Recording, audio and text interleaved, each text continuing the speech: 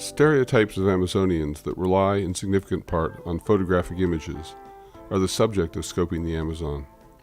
So plausible are these stereotypes that contradicting evidence and irony are consumed and refurbished by the power of the stereotypes. Their durability, as happens with stereotypes, is rooted in a set of facts. The distorting aspect of the stereotypes derives from an over-reliance on some facts to the exclusion of others. One issue that is particularly sensitive to this inclusion-exclusion negotiation concerns the historic and prehistoric typicality of those few Amazonian peoples that have survived into the 21st century. A persistent, and one might say dominant stereotype, is that Amazonian peoples today are broadly representative of their antecedents.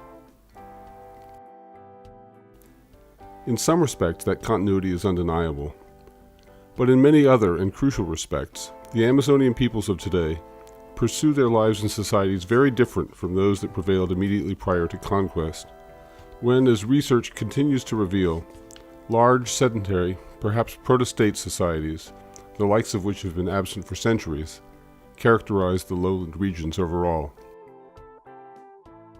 Scoping looks primarily at the photographic record available to, and to some degree produced by, anthropological researchers from the late 19th century onward.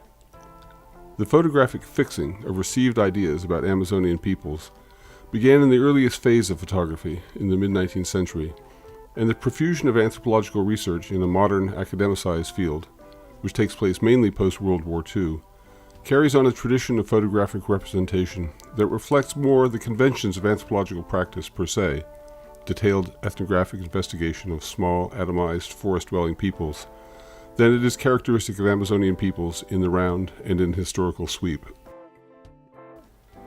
The photographic legacy traverses two modes of anthropological inquiry: the pre-scientific, in which raciological and social evolutionary assumptions prevailed, and the sociological, in which the objects of analysis were the abstract features and structures of systems, of kinship and politics, ecological fit, and so on, as much as they were the ethnes required of ethnography.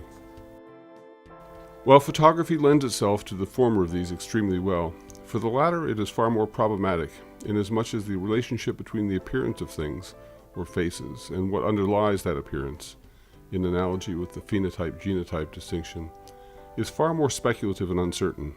Is the Amazonian Indian driving an SUV to a business meeting less typical than his loincloth cousin preparing to trek to a hunting site?